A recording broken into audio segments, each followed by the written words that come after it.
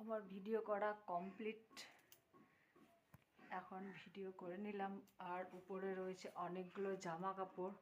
তো চলো জামা কাপড়গুলো এখন তুলবো। তো আগে শাড়িটা চেঞ্জ করে নিই, তারপরে জামা কাপড়গুলো উঠিয়ে নিয়ে আসবো।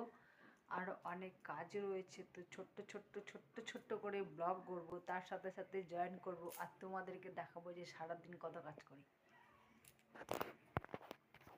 তো নাইটি পরে নিলাম। মানে প্রত্যেকটা দিন আমরা যে বাড়িতে নাইটি পরে থাকি এটার মতো মানে সুখ কিছুই না। শাড়ি যতক্ষণ ধরে পরে আছি মনে হচ্ছে যে কখন খুলবো কখন না। তো চলো এবার জামা কাপড়গুলো নিয়ে আসবো। 1:30 বেজে গেছে অলরেডি।